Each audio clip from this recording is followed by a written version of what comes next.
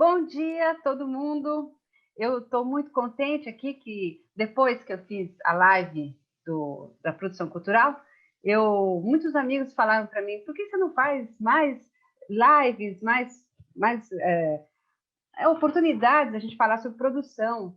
E aí eu pude convidar o Leonardo Ked, que é um amigo meu, um produtor que eu já trabalhei muito junto, é uma pessoa incrível. Eu fiz aqui até uma lista de características do Leonardo Ked, vou ler porque são muitos, aguardem.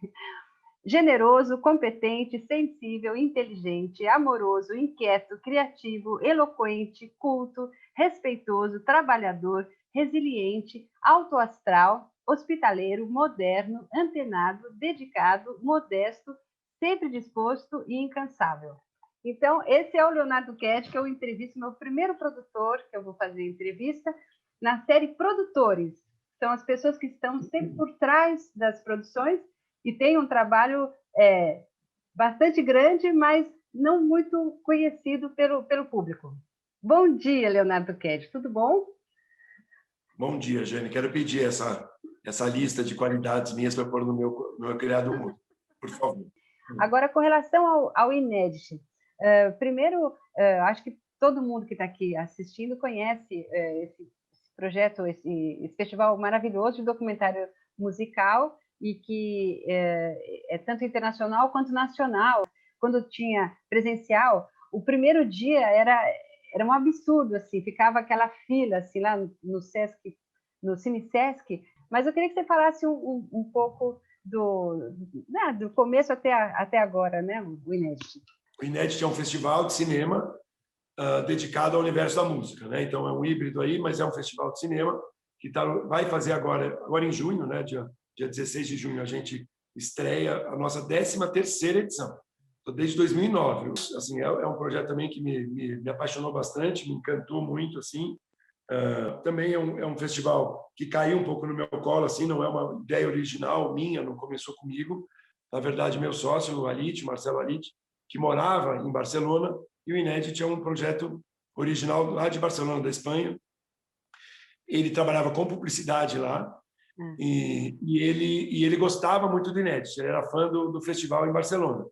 E quando veio a crise de 2008, que foi a crise dos bancos, aquela crise, né, do Salomon Brothers, não sei o que a Espanha foi um dos países mais severamente atingidos, e o Alit, que tinha 2 ou 3 empregos, trabalhava com isso, com aquilo, papapá, se viu desempregado da noite para o dia, em 2008, lá, até a crise se instalar de vez. Já em 2009, ele estava aqui no Brasil, ele não perdeu tempo, foi muito rápido, teve a iniciativa de falar com o pessoal que ele já conhecia lá, por ser fã do festival, e trouxe a ideia de fazer aqui no Brasil. E já em 2008, sei lá, final de 2008, começo de 2009, e aconteceu já em 2009, embora sem patrocínio nenhum, né? Olha, eu fui o produtor, eu não era sócio nessa primeira edição, ele tinha um outro sócio, mas tiveram a coragem de colocar o carro na rua, que eu não teria tido, porque não tinha patrocínio. Então, esse é um festival de cinema, como temos, né, muitos aqui em São Paulo, graças a Deus, porque festival de cinema é uma coisa muito legal para quem gosta de filme também, porque acaba trazendo, antes era mais ainda, né? Hoje, claro, com internet e tudo, as coisas ficaram um pouco mais acessíveis, mas nem tudo ainda, né? Nem tudo está acessível para todo mundo. Mas o festival de cinema era uma coisa também que formou a gente, provavelmente, né, da nossa geração, né, como público de cinema. No primeiro momento, a Mostra de Cinema de São Paulo, depois na área do documentário, o É Tudo Verdade também teve a sua importância e tal, tem ainda uma importância. E aquilo tinha adormecido em mim. Quando veio o Inédit, claro que as proporções são outras, a realidade já é outra, e é um nicho de documentário musical, mas eu gostei de resgatar também, está todo nostálgico aqui de novo, esse espírito que eu tinha quando eu era jovem, porque, claro, que no festival não é só para jovens, o Inédit, inclusive, não tem uma característica de atingir tão fortemente, exclusivamente um público muito jovem. Tem muita gente da nossa geração que vai, até pessoas mais velhas. Aí depende um pouco do filme, né? Porque o Inédit, por ser um festival de documentário musical, atrai muito quem gosta da música. E aí a música, então depende. Se você faz um filme, se você apresenta um filme cujo protagonista, o assunto é o Paco de Lucia, por exemplo, você vai ter naturalmente um público bem mais velho. E foi uma das nossas aberturas aí. Esse foi um filme muito interessante. Enfim, a gente trouxe e atingiu, eu lembro, até a geração, os amigos da minha mãe, fazendo fila para ir assistir o filme do Paco de Lucia na Cinemateca. Pessoas que não têm um apego ao inédito, não têm apego a festivais e tal, mas é interessante como... Aí é um trabalho de comunicação, você fala, é difícil a gente se comunicar com todo mundo. A mesma reclamação que você às vezes passava para mim, que o inédito tinha que ser mais conhecido. Minha mãe, né, pegando um pouco caricatura de mãe que tem 80 anos esse ano e não é uma pessoa da cultura, fala, mas Nardo, por que vocês não fazem mais propaganda? As pessoas, assim, é muito divulgado, sai na capa da Ilustrada, sai na capa do Estadão, todo ano. Só que São Paulo, graças a Deus, né, para a nossa sorte, é uma metrópole gigantesca, com muita oferta de produto cultural, e é muito difícil. Você não para São Paulo para... É o que falava o Paulo Francis quando eu era criança, família criança, jovem, e falava, quando um produtor brasileiro fala que foi para Nova York, e que parou a cidade, que foi sucesso em Nova York, falava, está mentindo, não existe sucesso em Nova York. Nova York, o sucesso é na quadra A, sei lá, se é no Chelsea, se é em que bairro, que é segmentado. Então, o inédito, que já é uma coisa de nicho, porque também não é todo mundo que gosta e que vai consumir o produto do documentário musical. Mas, por outro lado, por ser um nicho, ele também encontrou um espaço interessante. Acho bom, acho bacana isso já que vivemos, de fato, numa cidade com tanta oferta, com tanta coisa, uma estratégia, não foi estratégico, foi sair do coração lá e nem meio do Alite, mas você investir numa coisa mais de nicho, numa coisa segmentada, numa coisa que tem o seu diferencial. Então, eu não vou disputar com tudo que está acontecendo. Não vou disputar nem com os outros festivais de cinema que estão acontecendo, às vezes no mesmo momento, né? E agora, com a pandemia, como é que a gente vai chegar no público? O público do inédito é um público fiel, não é todo mundo, não é a cidade inteira conhece o inédito, a cidade inteira se interessa, não é isso. Mas a gente, por outro lado, tem o nosso público cativo, fiel, que fica, que sabe, espera a chegada do inédito, e mesmo que seja no meio de uma bagunça, tal, não sei o quê, vai lá porque tem um diferencial. Então, acho que trabalhar com um público segmentado também me agrada, assim, porque deixa a gente também um pouco mais tranquilo, podendo ter um controle maior do que você faz, mais perto daquilo que você gosta, não tendo essa demanda agigantada, né, de, sei lá, uma pressão mesmo. É bem interessante, assim, porque hoje tem gente que considera a gente muito grande. Nossa, imagina o Inédit, né? Todo mundo conhece. Quem não conhece o Inédit, né? Eu lembro quando eu falei com o Gilberto de Menstein, saudoso Gilberto de Menstein, e fui apresentar, era uma oportunidade de patrocínio e tal. Eu falei, então, o Inédit, eu não sei se você conhece. Ele falou, claro que conheço. Quem não conhece o Inédit? Pergunta para a Jane, muita gente não conhece o Inédit, né? Claro, não tem essa pretensão, mas é muito grande, por um lado, e totalmente independente, totalmente caseiro, quase intimista, assim, por outro. Nos dá toda a liberdade do mundo de errar, de experimentar, de fazer. A gente, no modelo do Inédit de Barcelona, que serviu de ponto de partida, lógico, para a gente também, eles não tinham essa coisa de fazer música, por exemplo, fazer música ao vivo, né? Tinham, eventualmente, quando o personagem estava ali disponível, uma personagem do filme europeu, podia vir junto com o diretor, e na própria sala de cinema, às vezes tocava 2, 3 canções com violão, como uma coisa muito rara e muito especial que acontecia. E a gente aqui teve 2 coisas logo de cara que foram diferentes. A primeira, que o conteúdo nacional do Inédit no Brasil é maior do que maior ou igual, tão importante quanto em relação ao conteúdo internacional de filmes. Coisa que na Espanha, por exemplo, sei lá, se eles exibem 50, 60 filmes num ano, que é o nosso número médio de filmes, eles têm 55 filmes estrangeiros e 5 filmes nacionais, espanhóis. Porque não tem... A música espanhola é importante, mas não tem a importância que a música brasileira tem aqui no país, e não tem produção de documentário musical espanhol, como a gente tem aqui também, alavancado muito pelo interesse, né, do público em música brasileira. Então, os canais de TV, né, a gente já teve parceria com o Canal Brasil, hoje o Canal Curta, né, produz muita coisa em termos de documentário musical, muitos projetos, né, no âmbito de leis de incentivo e tal, né, a Lei Rouanet ou as leis do audiovisual, mais em particular, que fomentam a produção musical, são filmes de baixo orçamento, comparado com a ficção, obviamente, e que tem o seu público. Então, assim, caiu como uma luva um festival de documentários musicais para o Brasil, porque não só a gente gosta de música, como, na verdade, em todo lugar do mundo, mas a gente consome muito a música do local, a música brasileira. A segunda coisa foi de trazer a música ao vivo para fazer um encore, para dizer, aos filmes, que é uma coisa que eu falei também, na Espanha não tinha muito essa cultura, não tem até hoje. Eles fazem um pouco mais de festas, eles gostam de fazer filme e depois, no final da noite, o público, os diretores e tal, bem de festival de cinema mesmo, se encontram num bar, numa bar, alguma coisa que acaba sendo uma parceria do festival. Isso é muito da cultura de festivais de cinema, festivais de teatro também, né? Acabam os espetáculos e tal, e tem os pontos de encontro. A gente acabou abrindo uma vertentezinha que não é tão grande quanto a dos filmes, mas que é de fazer as apresentações musicais, sejam elas na sala de cinema, mas com mais produção, né? Sejam elas em lugares abertos, lugares como na Cinemateca, que a gente tinha o privilégio de ter aquele espaço ali, o deck da Cinemateca, montar grandes shows. A gente fez coisa lá para mais de 1.000 pessoas já. Fizemos no ano passado no Espaço SP, como chama? Ali na Liberdade, que também cabem 1.000 pessoas. A gente fez show do Nação Zumbi, tinha um curta do da Nação, né? E a gente fez o show lá eu sou péssimo para esses nomes, né?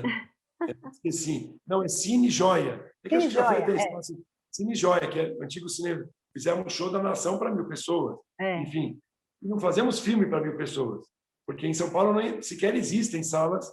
A maior sala, acho que é de 400, quase 500, sei lá, que a gente fez uma das aberturas uma vez, a única vez que a gente fez a abertura, não sendo no Cine Sesc, a gente fez no cinema maior, que cabia aos 475 pessoas, porque lá em Barcelona, o Inédit faz em salas de 700 lugares. Nossa. E eu diria que aqui a gente é um sucesso, é grande, mas a gente, para encher uma sala de 700 lugares com um filme no Brasil, eu não sei se em algum momento algum filme do Inédit teria enchido certo, talvez numa abertura, como você falou, né? Que atrai pelo filme, mas atrai também porque a gente gosta muito de estar na abertura, né? O brasileiro acha uma abertura um evento, né? Mas tirando uma abertura, né, um filme de documentário musical atrair 700 pessoas para uma sessão, na mesma sessão, a gente teve públicos de 700 pessoas, somando as sessões, uma do Cine Sesc para 300, uma na Cinemateca, enchendo também para 210, sei lá, não sei quantas pessoas, e talvez no Lido outras 200 e pouco. Somando as três, dá 700, 700 e pouco. Mas uma sessão de 700, eu invejo isso deles. Um público jovem disposto a ir no cinema para ver um filme, e não é o filme, um único filme muito especial. Metade dos filmes enchem, não sei, uma sala de 700 lugares na Espanha. Então, são características, mas a gente faz os shows, que eu gosto muito de fazer shows, e às vezes coisas até de juntar, sei lá, especialmente bandas que já nem existem, que fazem aquilo um pouco na esportiva. Então, é muito legal também, porque a gente trouxe a música mais para dentro do festival do que ela estava como assunto, né? Assunto dos filmes, mas também como apresentações ao vivo. A consagração da música brasileira, tanto a pop, né, a música popular brasileira, como música erudita também, que eu vi que desse ano tem muitas coisas. Eu acho assim, não é exagero, né, quando falo que o Brasil é realmente um país musical. Muitos anos atrás, eu estava conversando com holandeses, também nos anos 80, e eles falaram para mim que música popular para eles, holandesa, é música folclórica. Então, aqui aconteceu alguma coisa que eu vejo aí atrás onde você está, tem um monte de CDs, capas de CDs, que você é um consumidor de música, assim, e apaixonado por tantos tipos de música, mais música popular brasileira, que eu acho que no final virou a sua característica, e jazz, né, que eu acho que são as duas que você mais gosta. Então, eu acho interessante isso, eu acho que é da nossa... fico pensando, assim, lendo tantas biografias, quanto a Carmen Miranda, quer dizer, pessoas que foram para Hollywood, né, por conta da música brasileira, né? Ela era uma cantora. Então, acho que isso é introjetado mesmo na cultura da gente, e a gente está sempre é inesgotável. Isso eu acho interessante também. E eu queria te perguntar sobre isso, sobre os grandes filmes do Inédit, que eu me lembre, tem o Dizzy Gillespie, Dizzy Croquettes, que foi tão lindo, e outros. E esse ano tem, acho que, os Secos e Molhados, para falar de alguma coisa meio... uma coisa dá em outra, né? E também aquela Lula e Lucina também, que era tão bonito. Depois teve um outro do pessoal do Circo Voador. Eu já assisti coisas no Inédit, assim, que me mudaram muito, assim, me deram um monte de conteúdos que eu não sabia. Eu sabia, gostava, mas não sabia. E depois também quero te perguntar, especialmente sobre música erudita, já que eu também trabalho tanto com isso, sobre a dificuldade ou não de incluir isso, ou porque não existe documentários, ou porque os que são feitos não são bons, por exemplo. Eu não sei se você teria esse tipo de informação. Eu tenho, não sei se a minha informação, às vezes eu mesmo duvido da informação que a gente tem, mas assim, bom, de música brasileira, que é essencialmente a música popular brasileira, mesmo até no início do Inédit, nos filmes, o nosso grande diferencial, apesar de logo de cara a gente começar já com essa participação de filmes brasileiros muito grande, o nosso diferencial, a nossa força estava mais no produto estrangeiro, porque também os filmes brasileiros, mal ou bem, os documentários, o filme do Ney Matogrosso, o filme do Circo Voador, etc., eram filmes que também não eram uma exclusividade nossa. Então tinha um pouco essa diferença, né? Você pode não ver o filme do Ney Matogrosso no Inédit, ainda assim você vai ver o filme do Ney Matogrosso. Seja em festivais, ele pode estar no É Tudo Verdade, na Mostra de Cinema de São Paulo, no Festival do Rio, e depois vai para a televisão ou vai para salas de cinema, enfim. Então a gente não era o canal exclusivo de acesso a esse tipo de conteúdo, embora a gente já tenha trabalhado com ele de pau a pau, assim, né, par e passo, equilibrado com o volume de coisas internacionais. Mas o nosso diferencial e o nosso público estava mais para ver, você falou Dizzy Gillespie, talvez mais o do Dizzy Gillespie do que do Dizzy Croquettes, porque o Dizzy Croquettes ele podia ver de outra forma, em outros canais. E o do Dizzy Gillespie, ou o do Gimme Danger com o Iggy Pop, ou o do Miles Davis, ou o do Paco de Lucia, ou, enfim, tantos outros, né, que a gente já passou aí também, que marcou... George Martin, né? George Martin, teve um que eu assisti, George Martin, então, e nem todos são também necessariamente em torno de uma figura da música, ainda que se fosse um produtor musical como George Martin, por exemplo, né? Muitas vezes você conta uma história do blues, ou a história dos anos 70 em Nova York, pelo hip hop, né? Enfim, de gravadoras, de movimentos sociais que tiveram na música um componente de persuasão ou de explosão, né? Como os movimentos sociais americanos tiveram muito, né? Os direitos civis, depois o hip hop, enfim. Né? De gravadora, vou falar do Blue Note, que eu adorei. Outros que a gente do Blue Note, enfim. O ano passado a gente teve um descolamento da curva entre os filmes brasileiros e os filmes estrangeiros. Foi o primeiro ano que a gente fez online e já vinha tendo um crescimento de público do produto brasileiro, dos filmes brasileiros em relação ao estrangeiro, que começou muito maior no início do Inédit, em 2009, o estrangeiro, e foi se aproximando. E acho que em 2019, 2018, que já vinham meio juntos, talvez em 2019 a gente já tenha tido um pouco mais de público para o total de filmes brasileiros. E foi meio inédito, meio, nossa, incrível, né? E no ano passado, com o streaming, aí, com o formato online, os filmes brasileiros explodiram em relação ao estrangeiro. E realmente não sei aqui atribuir. A minha tese, talvez seja meu desejo de acreditar, eu atribuo, em parte, essa explosão do interesse pelo conteúdo brasileiro à desgraça que a gente está vivendo, a essa negação, né? A um movimento, talvez, de negação dessa cultura brasileira, da alma brasileira, da beleza da música brasileira, que ninguém discute que a música brasileira é o maior patrimônio cultural que a gente tem no país. E o maior patrimônio, não é cultural, o maior patrimônio do país, né? E a gente vê tanta gente ressentida, atacando, porque Chico Buarque, porque Caetano Veloso, porque usa a lei, esse tipo de pensamento mesquinho, né, o ressentimento, né, que aflora no momento em que os ódios estão ganhando o cartaz e tal, eu acho que talvez tenha gerado também em pessoas como nós a necessidade de reafirmar o nosso amor né, por esse tipo de produção, por acreditar nesse país que não é o país que a gente hoje reconhece, né, na mídia social.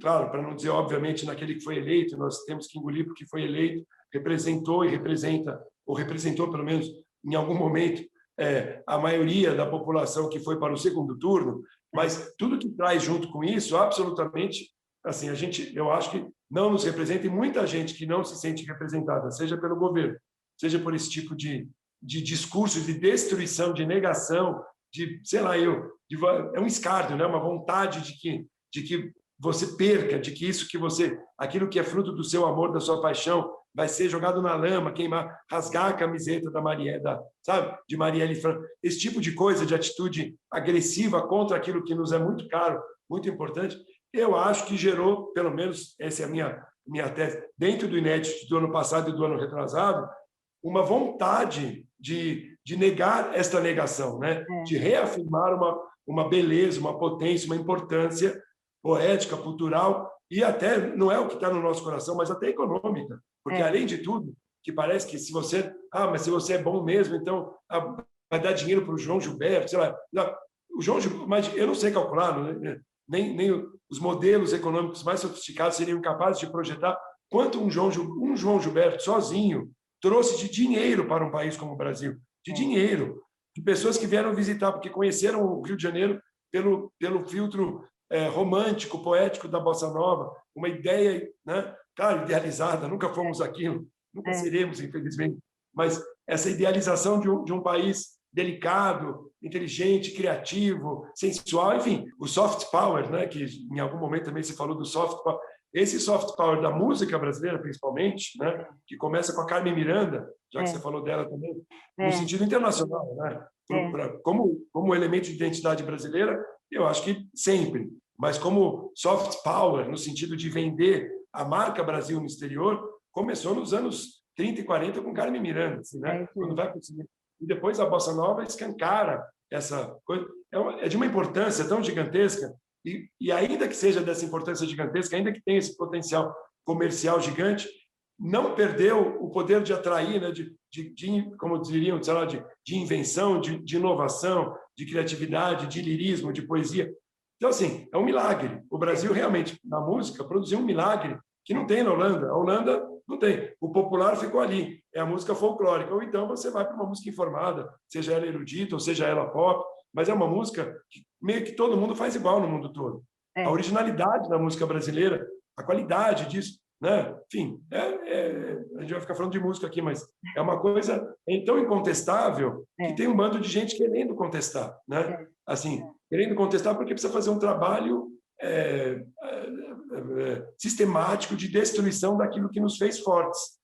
Que é um ataque, né?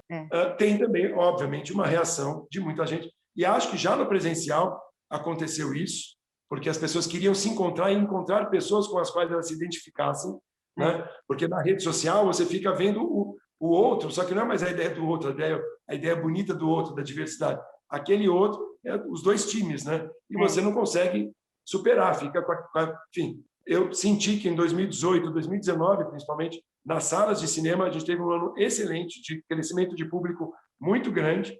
Eu acho que as pessoas precisaram sair da rede social e encontrar pessoas que não estivessem com a arma na mão, entendeu? Prontos para atirar, para ver coisas bonitas e encontrar pessoas que reforçavam que existe ainda uma sociedade que valoriza isso. Foi muito forte em 2019, eu acho. E em 2020, a gente não pôde sair, não pôde se reencontrar, teve que fazer dentro de casa, mas eu acho que era, pelo menos, na medida do possível, uma reafirmação e um reencontro com aquilo que nos faz mais fortes, né? Eu fico com vergonha de aquilo que nos faz brasileiros também, então, numa coisa assim tão idealizada. Claro que há diversidades, claro que não é todo mundo que se reconhece na música do João Gilberto, nem no samba, e não precisa ser assim. Mas eu acho que essa diversidade de coisas de hoje, a gente está muito mais com hip hop, com o funk, e as outras coisas que se misturaram, as imbricações da música brasileira com a música americana, que foi o filme também, um dos mais vistos do ano passado, do Dom Salvador, né? Foi o vencedor, inclusive, que é uma coisa de música brasileira, que imbrinca com o jazz, depois que imbrinca, inclusive, com com a música negra americana, a música do protesto, a música dos Panteras Negras, enfim, estava ligada ao movimento social americano de afirmação de raça. É tanta coisa, não precisa, não é que a gente queira eleger, escolher e falar isto é o Brasil e daqui para frente não é, isso não é, a música sertaneja não é esse tipo de embate, né? Mas parece que tem gente que quer o embate e quer ganhar essa guerra, né? Como eles gostam de dizer, estamos vivendo uma guerra cultural, né? Eu não gostaria de viver guerra cultural nenhuma, na minha cultura cabe tudo. Eu realmente não gosto de música sertaneja, para ouvir em casa, eu não gosto. Não. O que não quer dizer que a gente não chamaria a música sertaneja, aliás, é um dos sonhos do Alit, porque não tem uma representação, não é muito trabalhado em termos de documentários. Teve um documentário que a gente passou no ano passado, mas não tem. O Alit morre por ter algum filme grande, forte, né? Falando da música sertaneja, do fenômeno da música sertaneja, pode ser até do fenômeno como fenômeno cultural, do fenômeno social, ou mesmo que goste e mergulhe ali como fenômeno estético e goste disso e apresente essa música para um público que, de repente, não é o fã da música sertaneja. Para nós, como pessoa, você, enfim, pessoas que eu conheço, e também como Festival Inédito, não tem esse crivo do bom gosto, de alguma coisa que o que cabe, o que não cabe. Para nós, a gente procura trazer bons filmes. Né?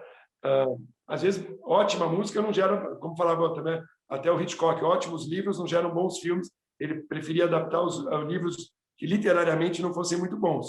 Se o livro literariamente já está muito bom, dificilmente você vai fazer um bom filme. Enfim, mas falando dessa coisa a escolha dos filmes, né, o que chega para a gente, se produz muito nesse universo do pop internacional, né, do jazz não tanto, e o que menos se produz em termos de filme para cinema é o erudito, justamente.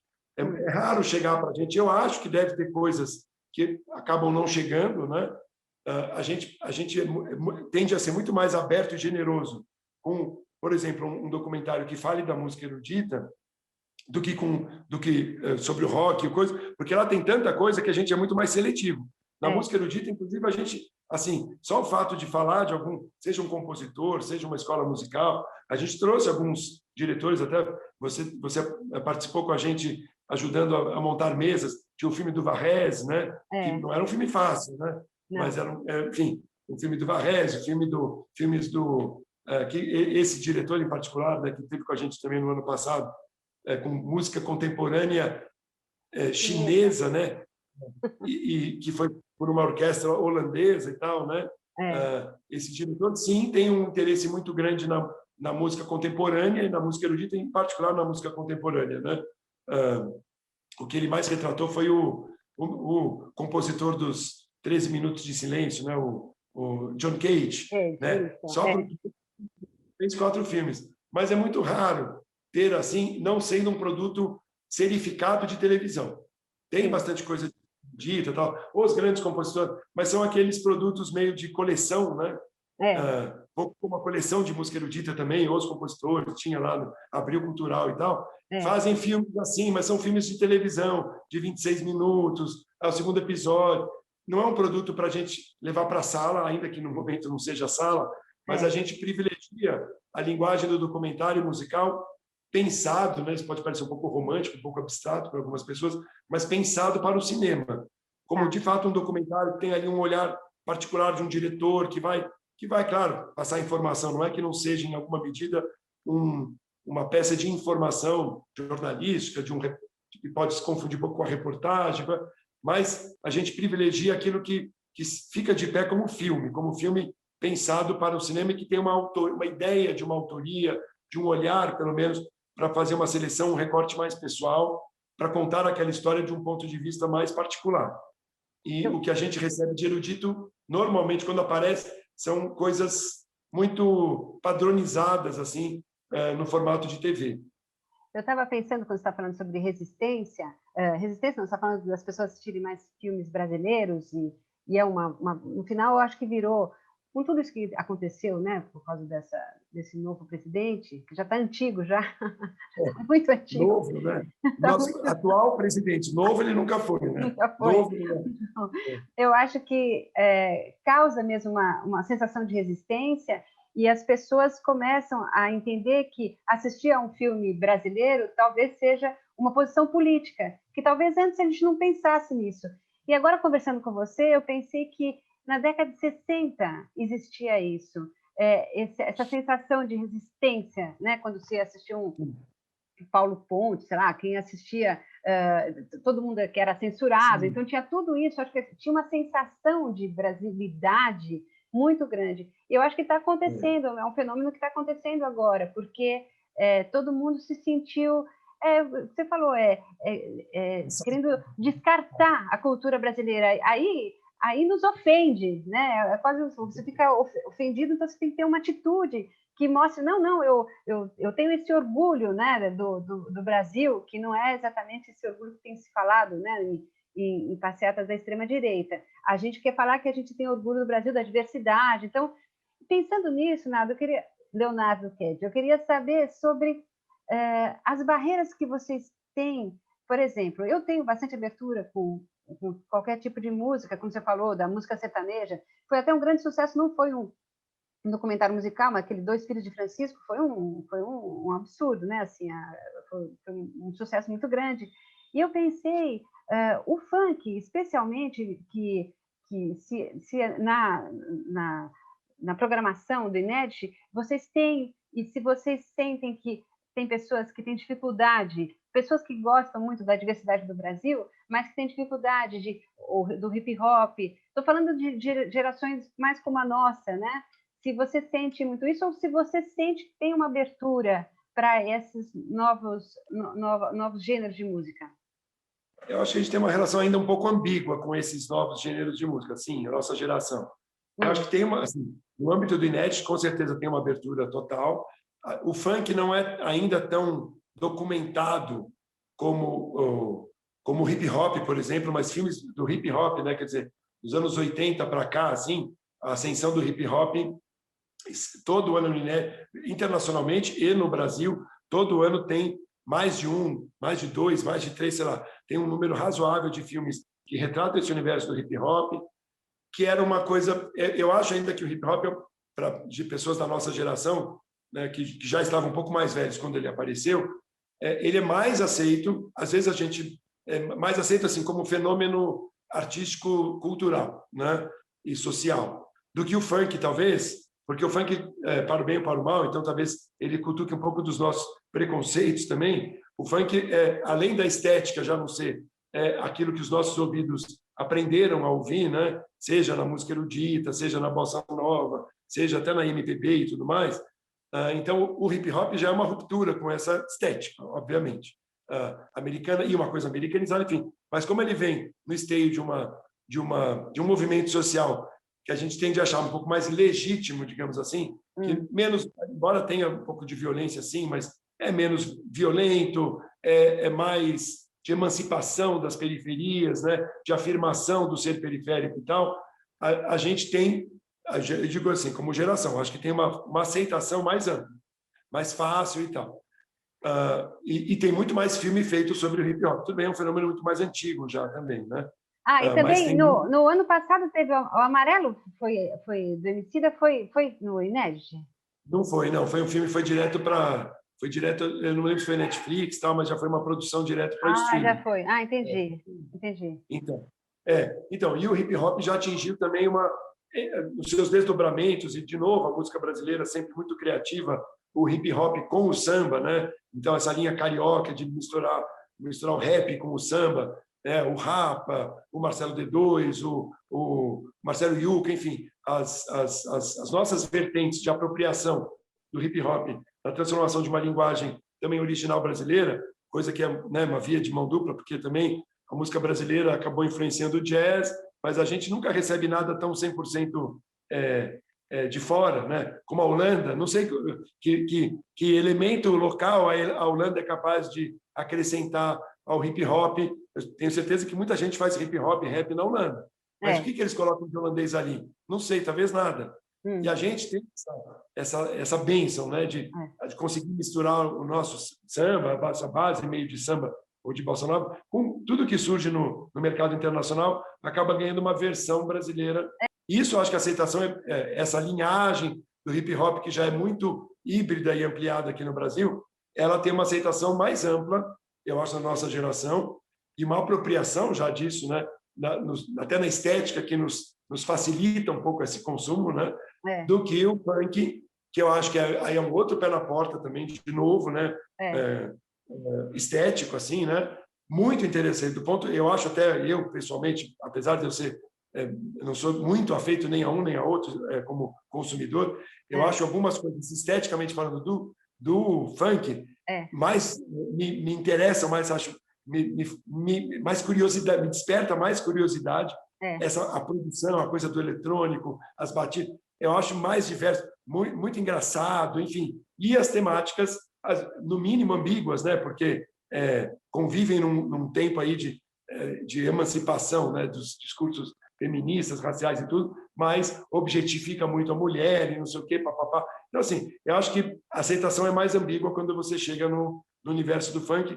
Enfim, mas tem pouco filme. Eu gostaria que tivesse mais. Leonardo Ked, eu sei que é totalmente injusto, mas eu queria que você falasse, sei lá, um ranking de 10 filmes do Inédit de todos esses anos que para você foi muito importante. Eu sei que você vai cometer muita injustiça, todo mundo vai ficar com raiva de você, mas eu queria que você falasse, assim, não sei se são 10, mas que você lembrasse de filmes que realmente fizeram a sua cabeça. Eu não sei, não vou ter a pretensão de falar do melhor até o 10º melhor, mas assim, algumas coisas que me vêm à cabeça, assim, só já estamos aqui falando do João Gilberto, um filme que eu gostei muito, e também não foi uma unanimidade, por exemplo, e a gente abriu um inédito com ele, que foi Onde Está Você, João Gilberto, que é do Gachot, né, de um diretor suíço, franco-suíço, que já tinha documentado, tem um interesse grande na música brasileira, tinha feito o filme da Bethânia, da Ana Caymmi e tal.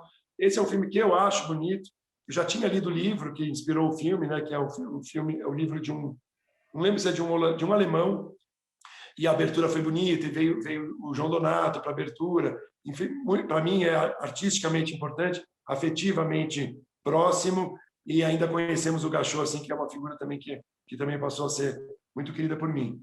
Assim, mais recente também, vou lembrar talvez mais dos mais recentes, ano retrasado ali, um filme que chama The King, que eu não sei se está disponível, é um filme muito forte, muito interessante, que ele misturava narrativas paralelas com a história do Elvis Presley, a campanha do Trump. Ele filmou durante os anos lá da campanha do Trump, de eleição do Trump, e punha uns personagens do esporte, da cultura, da política americana dentro de um carro para atravessar os Estados Unidos. Então, atravessando um pouco esses Estados Unidos que vive a campanha do Trump, fazendo um contraponto com a história do Elvis Presley, que também foi um elemento, enfim, né, um mito da cultura americana, questionando um pouco o que ele tinha de revolucionário, de libertário, e o que ele tinha de reafirmador de valores americanos conservadores, enraizados, tal. Brasileiro recente, vou lembrar do Caymmi, que é um outro filme que não está disponível ainda, que é Um Homem de Afetos, da Daniela Breutmann. É um filme que eu amei muito recentemente, e que também recebeu o prêmio Inédit. Não só muito bem feito, muito simples, sem pretensões de linguagem, mas um filme de homem de afetos, um filme muito próximo, muito afetivo, e que resgata um material de arquivo assim, que era inédito, que é muito interessante, muito engraçado, muito forte, do Caymmi contando histórias lá para uns amigos, um material de uns 20 ou 30 anos atrás, que foi um ouro encontrado e que deu um charme especial para esse filme. O do circo, né, que você já citou aqui, é um filme brasileiro que me marcou já faz mais tempo. Deve estar em algum lugar. Se não está na Netflix, talvez esteja no Globoplay. É um filme do Canal Brasil, se não me engano, e chama A Farra do Circo. É um filme com material de arquivo, né, um acervo muito reduzido, que o Roberto Benigni conseguiu fazer um milagre de não entrevistar. Ele até chegou a entrevistar, ele contou a história, entrevistou, ele queria contar um pouco a história do circo voador, mas depois ele abandonou as entrevistas de quando ele estava fazendo o filme e trabalhou só numa reedição do material de arquivo que ele tinha. Algumas pessoas falavam algumas coisas, então tem um pouco de informação, mas é basicamente apresentações e muito pouca apresentação que ele tinha de um período curto ali, que tem a Regina Casé, né, o grupo dela, o Asdrubal, fazendo uma apresentação, um show do Caetano, pouquíssimo material, mas ele tirou também da cartola um filme vibrante, né? Brilhante, vibrante. Porque eu particularmente gosto muito de filmes documentais que mergulham no material assim, para falar do Circo Voador, eu acho esse dispositivo de trazer tudo que é possível de lá e, se possível, não usar nada que seja contemporâneo. Eu como espectador, costumo gostar desse tipo de estratégia. Gosto muito de filmes documentais que propõem essa viagem, esse mergulho. Mas não acho que você tem que também eleger um modelo. Tem coisas que você não consegue explicar, falar. O do Garoto, por exemplo, do ano passado, que é um filme também muito bonito, ele é todo explicado, contado com especialistas, pessoas que são experts na obra do Garoto, que gente até que chegou a pegar um legado, teve aula com ele, enfim. Então você tem que depender, não tinha nem muita imagem de acervo, né? Então você tem que recontar aquela história a partir do testemunho ou do conhecimento, da informação de outras pessoas que vivem no seu tempo e não tem tanto como mergulhar no passado. Outros filmes que eu gosto muito, de pensar brasileiros, assim, o do Ney é um filme que eu gostei muito, do Ney, do Joel Pizzini, eu não lembro nem como chamava, porque também é um filme que mergulha no acervo do Ney, e o Joel é também um diretor assim mais afeito a experimentações e tal de linguagem. Então também não são todos filmes que não são muito unânimes, porque esses filmes que eu costumo gostar mais são filmes que se arriscam um pouco mais na linguagem, ao invés de um cartesianismo, né, de contar uma história objetivamente. Um clássico que todo mundo fala é o filme do Sugar Man, que também abriu um inédito lá atrás, é um filme ganhador do Oscar, e é um filme que conta a história do Sugar Man, né, do artista chamado Sugar Man, que já estaria morto ou desaparecido, e ninguém sabe. Ele conta como um thriller, vai atrás disso, de pessoas que teriam visto, convivido, o que aconteceu, tal, para lá pelas tantas você descobrir que ele está vivo, ele encontra o Sugar Man, e depois ele realmente transforma o Sugar Man, que não estava morto, mas estava completamente esquecido e, enfim, encostado, não era mais um artista, revive a carreira desse artista americano, que tem uma linhagem parecida com a do Bob Dylan, né? Estética assim, meio do Bob Dylan. E o Sugar Man passa a fazer um mega sucesso. No final do filme, ele apresenta o Sugar Man começando uma carreira internacional indo para a África do Sul. Outro que tem outra pessoa que você citou, Marcelo Machado, o Tropicália. Não é um filme, vamos dizer assim, de desconstrução da linguagem. Ele conta com um formato muito certinho do ponto de vista do documentário, mas ele tem um ritmo, uma coisa na estética da imagem, um trabalho de grafismo. Tudo bem, aí são quase que truques da forma, mas eu acho um filme incrível, o Tropicália, gosto muito também. E é um filme que conta a história. Tem algum tipo de sensibilidade, talvez tenha alguns filmes assim. Acho do Rumo também é um dos filmes que eu gosto muito. E também adorei ter feito no Inédito, que a gente teve a bênção, o prazer, o privilégio de fazer um show, não com o Rumo integral, mas umas 6, 7 pessoas do Rumo que vieram no Cine Sesc. Quer dizer, esse ano a gente está começando, vai ter bastante filme bacana no Inédito também, tem bastante coisa em música brasileira, enfim. Não é um ano tão fácil, essa coisa da pandemia dificulta a produção, dificulta também, às vezes, a liberação de alguns filmes, especialmente internacionais, porque o mercado estrangeiro já não está mais vivendo tanto essa realidade da pandemia, então tem filmes fortes, né, que a gente gostaria muito, tem filme dos Beatles, e não vai passando, ou vai direto para um HBO da vida, para um streaming, porque é um jogo de gente muito grande, e fala, não vai fazer nada, queremos a exclusividade, primeira apresentação já direto no nosso streaming, ou vai fazer festivais presenciais, né? Então vão para os grandes festivais que estão voltando. Cannes esse ano vai ter um Cannes presencial, enfim, assim, e a gente aqui que está ainda fazendo tudo online tem mais dificuldade de fechar alguns desses filmes grandes, o que não quer dizer que não tem bons filmes, mas filmes com maior potencial, maior cacife, eles não estão muito dispostos a fazer, ainda que seja um festival, no formato online. Mas vem agora, tem vários dos que a gente fez, vários dos bons disponíveis no Netflix, como você falou. 2 deles, as pessoas gostam muito.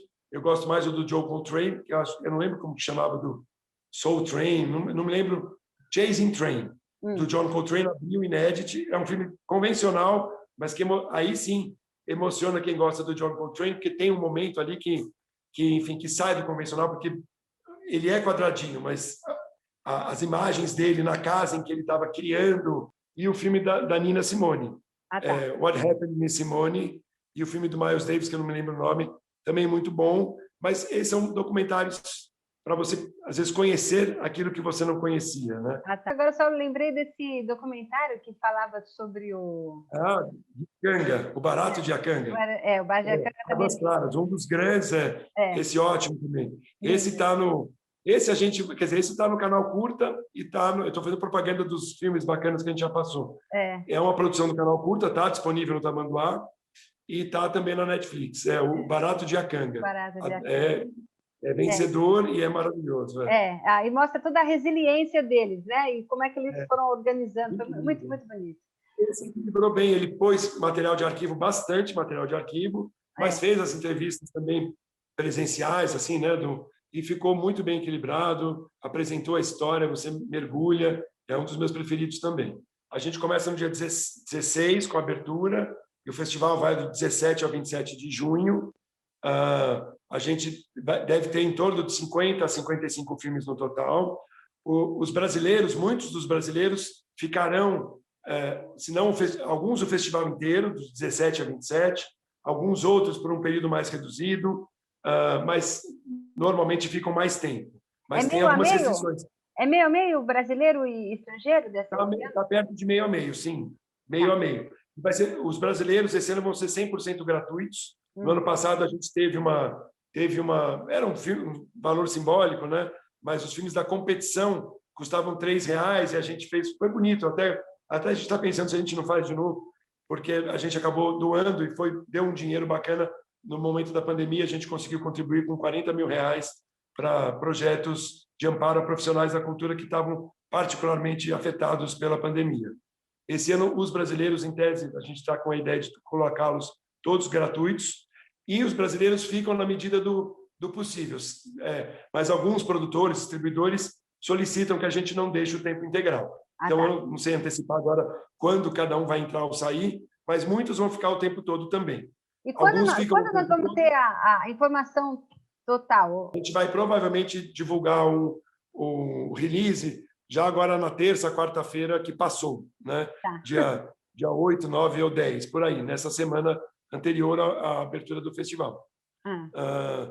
E a gente vai ter internacionais também, alguns ficam mais, outros entram e saem, alguns têm uma restrição de views, né? E vai ser cobrado R$3 pela faixa internacional. Vamos doar também esses R$3 para projetos sociais, mas, enfim, é isso. O período, assim, os dias tem que entrar no site, na plataforma, para entender. Tá joia. Nada, só mais uma coisa que eu queria te perguntar sobre a questão emocional disso tudo, que eu acho que a gente, como produtor, a gente tem essa uma paixão, eu não sei, uma coisa que vai virando assim uma coisa visceral, né, do trabalho, que também é uma coisa que vai acontecendo. Eu acho que desde o começo já acontecia, mas com os anos, mais ainda a gente vai ficando, parece que faz parte da gente, né, o trabalho de produção, que isso também eu acho curioso, né? Que a gente devia ser um pouco mais adulto, mais maduro e não ter tanto isso com a gente. Eu acho que hoje eu sou mais adulto, sim, com certeza. Sabe? Eu falo assim, para mim a sabedoria do produtor, isso é para a vida, né? Mas a sabedoria que se aplica à nossa profissão de produtor é celebrar aquilo que dá certo e não sofrer com aquilo que não dá certo ou que dá errado. Porque eu perdia sonhar com um filme, um convidado, alguma coisa que a gente queria muito, mas que ou outro festival vai levar, ou vai para a televisão, o cara não aceitou. Eu achava assim que minha missão era conseguir aquele filme, apresentar. E hoje, eu realmente acho bacana, porque acho que também sem isso a gente não se move. Mas hoje eu não tenho tanta, talvez eu tenha que ter diminuído um pouco, vamos dizer, a emoção que vai me dar entrar aquele filme. Eu não vou realmente ficar nas nuvens porque fechou, diminui um pouco, mas eu ainda continuo celebrando, curtindo, gostando. Agora, se não deu certo, é meia hora para eu falar, paciência, vira a página, entendeu?